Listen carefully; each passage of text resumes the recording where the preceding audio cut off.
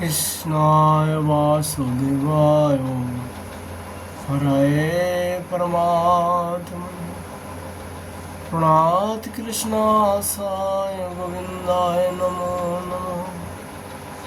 नमो पंकजनाभय नमो पंकजमालिने नमो पंकजनेत्रय नमस्ते पंकजंग्रये। श्रीमद्भागवत महापुराण की जय। श्रीमद्भागवत महापुराण की जय। बद्री विशाल भगवान की जय। नर नारायण भगवान की जय। नारद जी भगवान की जय। श्री कृष्ण द्वैपायन व्यासदेव भगवान की जय। सुखदेव गोस्वामी जी की जय। परीक्षित जी महाराज की जय। सूत जी महाराज की जय। शौनकादि ऋषियों की जय। श्रोता बिंदु की जय। भक्तों बिंदु की जय। श्री गुरु महाराज की जय। जय श्री राधेश्याम निताई गौर हरि बोल। आज यहाँ पर चर्चा का विषय है श्रीमद् भागवत महापुराण की 10वें स्कंदो 56 अध्याय समंतक मुनि की कथा। जाम्बुवती और सत्यभामा के साथ श्री कृष्ण जी का विवाह। श्री शुकवाच सत्ताजितं शतनयं कृष्णाय कृते किल्बिषं समन्तकेन मुनिनं स्वयमुद्धं दत्तवान्। श्री सुखदेव गोस्वामी जी कहते हैं, परीक्षित, सत्ताजित ने श्री कृष्ण को झूठा कलंक लगाया था। फिर उस अपराध का मार्जन करने के लिए उसने स्वयं समंत मुनि सहित अपनी कन्या सत्यभामा भगवान श्री कृष्ण को सौंप दिया।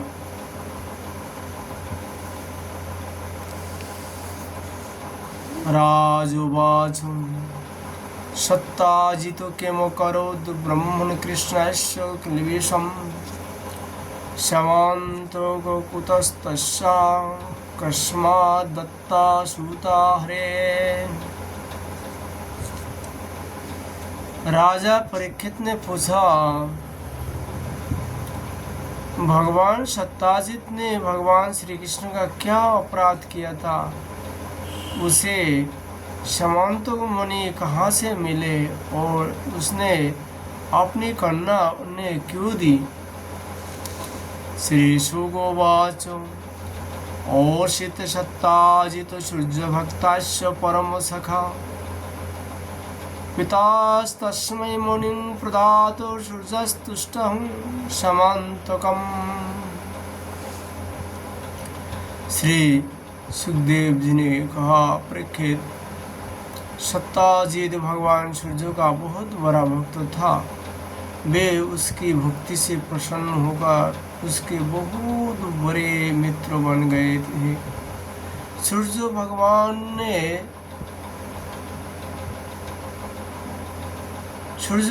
ने ही प्रसन्न होकर बड़े प्रेम से उसे समंतक मणि दी थी। सत्ताजित उस मणि को गले में धारण कर वैसा चमकाने लगा मानो स्वयं सूर्य ही हो।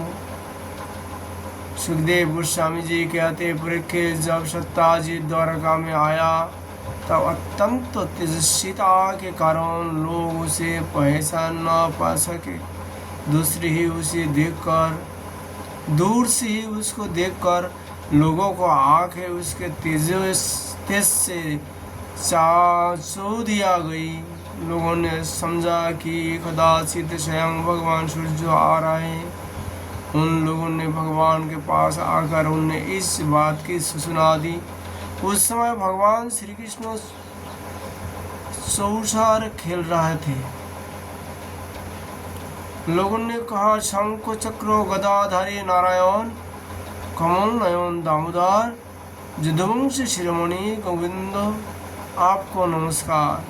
जगदीश्वर, देखिए आपने चमकाली किरणों से लोगों को नेत्रों को चौधियाते हुए प्रचंड रश्मि भगवान सूर्य आपका दर्शन करने आ रहा है।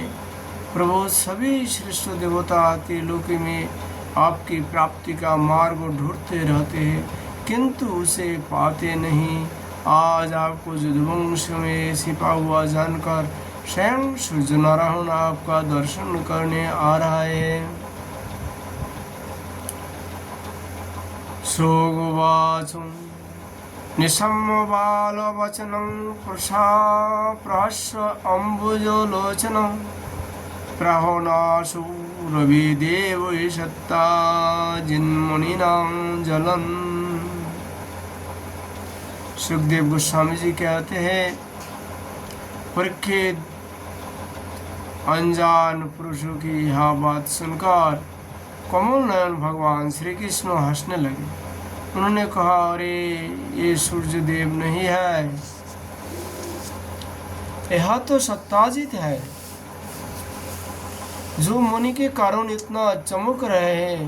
इसके बाद सत्ताजित अपने समृद्धि घर में चला आया। घर पर उसके शुभ आगमन से उपलक्ष्य में मंगल उत्सव मनाया जा रहा था।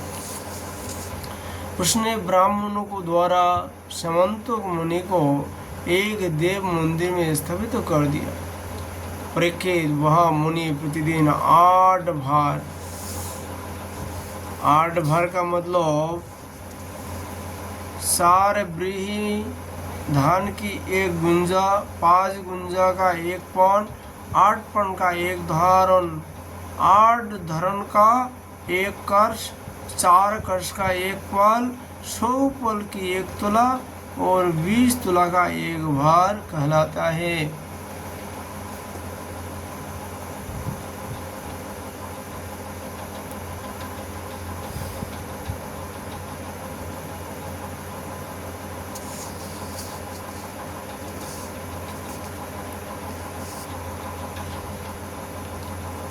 मुनि प्रतिदिन 8 बार सोना दिया करती थी और जहाँ वह पूजित होकर रहती थी, वह दुर्भिक्ष, महामारी, ग्रह पीड़ा,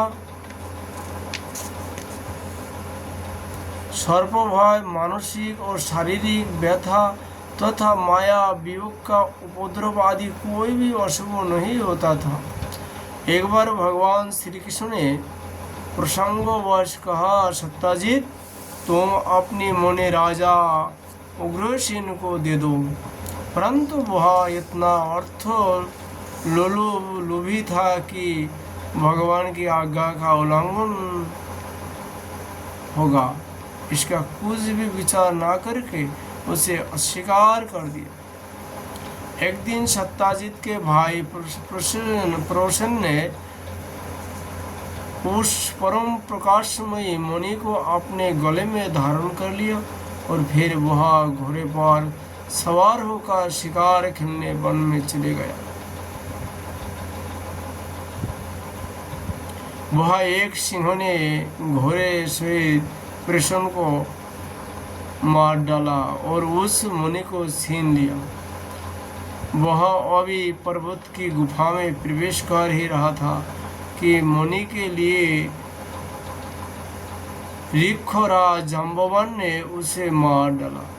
उन्होंने वह मुनि अपनी गुफा में ले जाकर बादशाह को खेलने के लिए दे दी।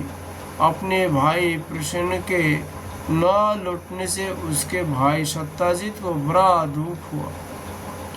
वह कहने लगा, बहुत संभव है कि श्री कृष्ण ने ही मेरे भाई को मार डाला हो, क्योंकि वह मुनि गले में डालकर वन में गया था। सत्ताजित की यह बात सुनकर लोग आपस में कानाफूसी करने लगी।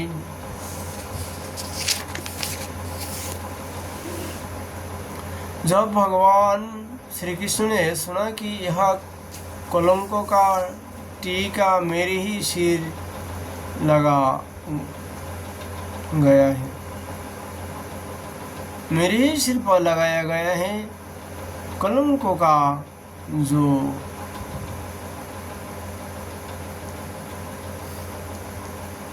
अपराध, तब वे उसे धो बहाने के उद्देश्य से नगर के कुछ सभ्य पुरुषों को साथ लेकर प्रसन्न को ढूंढने के लिए वन में गए। वह खोजते खोजते लोगों ने देखा कि घोर जंगल में सिंहों ने प्रसन्न और उसके घोड़ों को मार डाला है।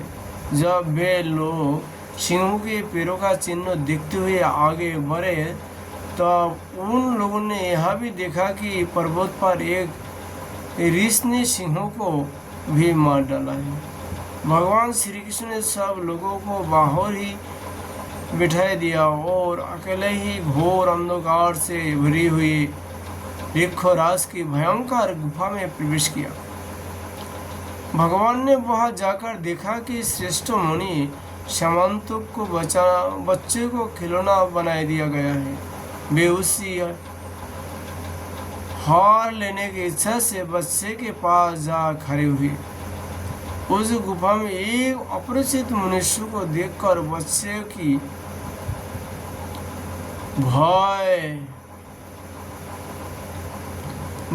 की धाय भय भीतों की भांति चिल्ला उठी। उसकी चिल्लाहट सुनकर परम बोले वृक्षराज जाम्बवान क्रोधित होकर वह दौड़ आए। सुखदेव गोस्वामी जी कहते हैं परीक्षित जाम्बवान उस समय कुपित हो रहे थे। उनने भगवान की महिमा उनके प्रभाव का पता न चला।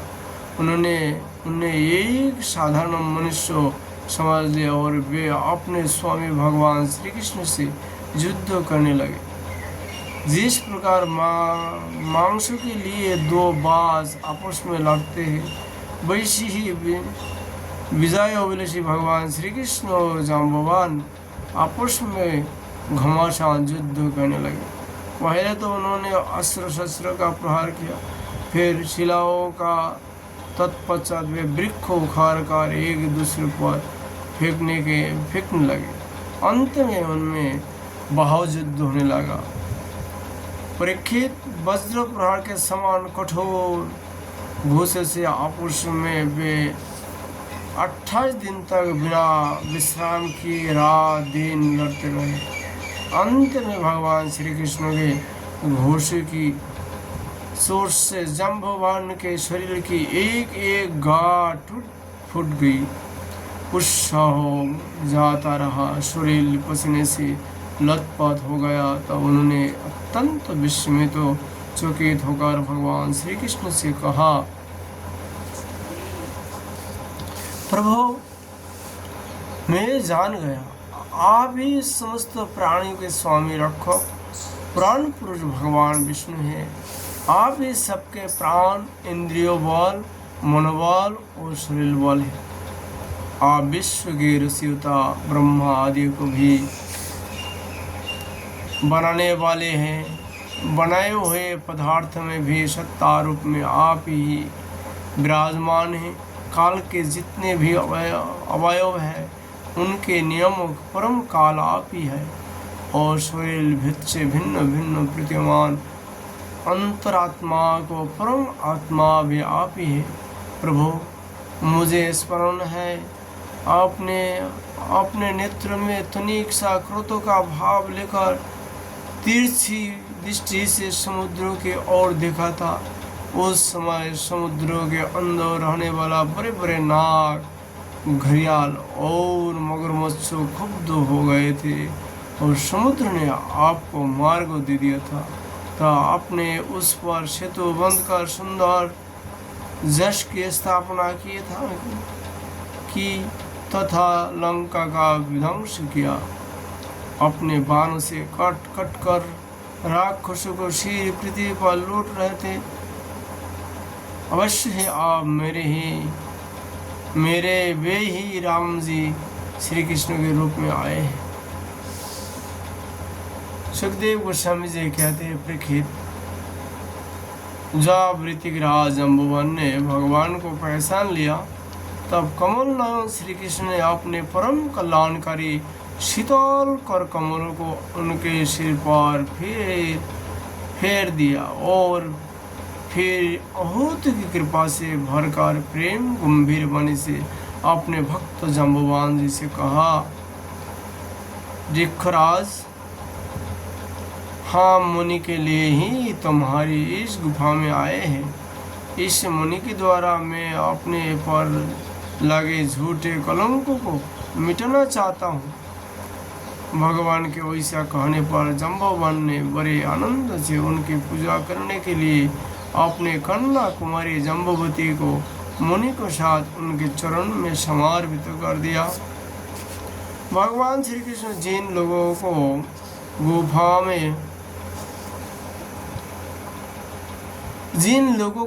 के बाहर छोड़ गए थे,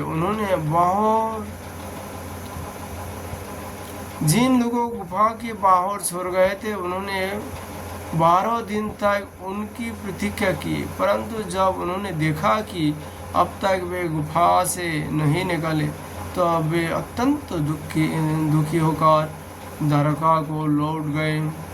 वह जब माता देवकी, रुक्मिणी, वसुदेव जी तथा अन्य संबंधियों और कुटुंबियों को यह मालूम हुआ कि श्री कृष्ण गुफा से नहीं निकले, तब उन्हें बड़ा शोक हुआ।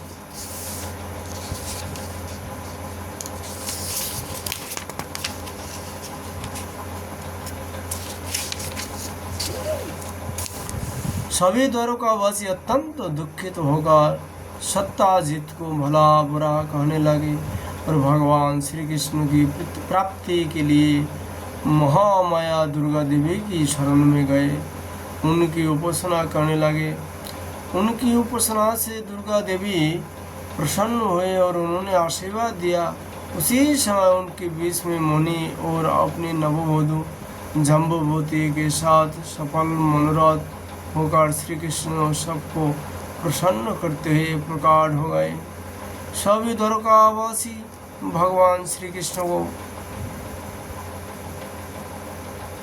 पत्नी के साथ और गले में मुनि धारण किए हुए देखकर परम आनंद मग्न हो गए, मानो कोई मर कर लौट आया है।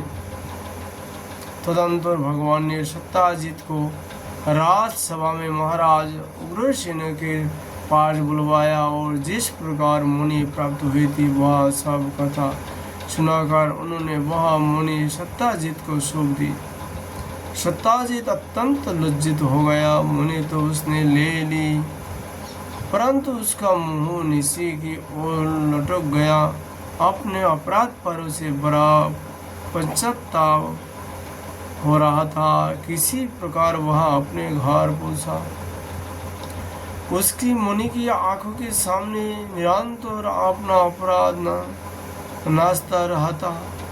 बलवान के साथ विरोध करने के कारण वह भयभीत भी हो गया था। अब वह यही सोचता रहा था कि मैं अपने अपराध का मार्जन कैसे करूं, मुझ पर भगवान श्री कृष्ण कैसे प्रसन्न हो, मैं वैसा कौन सा काम करूं जिससे मेरा कल्याण हो और लोग मुझे कोसे नहीं। सचमुच मैं अदूरदर्शी क्षुद्र हूँ, धन के लोभ से मैं बुरी मूर्खता काम कर बैठा। अब मैं रमणियों में रत्नों के समान अपने कन्या सत्यभामा और वह समंत मुनि दोनों ही श्री कृष्ण को दे दूँ। यह उपाय बहुत अच्छा है, इसी से मेरा अपराध का मार्जन हो सकता है और कोई उपाय नहीं है। सत्ताजीत ने अपने विवेक बुद्धियों से वैसा निश्चय करके स्वयं ही उसके लिए उद्योग किया और अपने कन्या तथा समंतक मुनि दोनों ही ले जाकर श्री कृष्ण को अर्पण कर दी। सत्यभामा शील, स्वभाव, सुंदरता, उदारता आदि सद्गुणों से संपन्न था। बहुत से लोग चाहते थे कि सत्यभामा हमें मिले और उन लोगों ने उन्हें मांगा भी था, परंतु अब भगवान श्री कृष्ण ने विधि पूर्वक उनका पानी ग्रहण किया। सुखदेव गोस्वामी जी कहते हैं, परीक्षित, भगवान श्री कृष्ण ने सत्ताजीत से कहा, हम समंतक मणि ना लेंगे। आप सूर्य भगवान के भक्त हैं, इसलिए वह आपके ही पास रहे। हम तो केवल उसके फल के अर्थात उससे निकाले हुए सोने के अधिकारी हैं।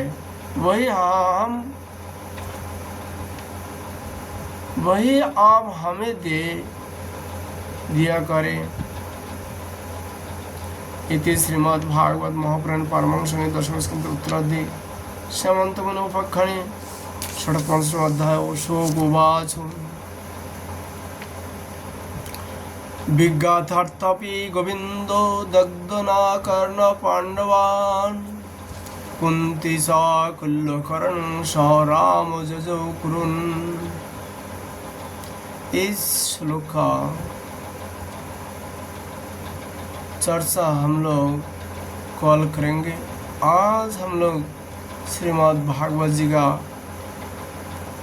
चर्चा यही विश्राम करता हूँ। इति श्रीमद् भागवते महापुराण पारमहंस संहिता दशम स्कंध उत्तरार्धे समन्तकोपख्याने षट्पंचशतमोऽध्याय। विश्राम।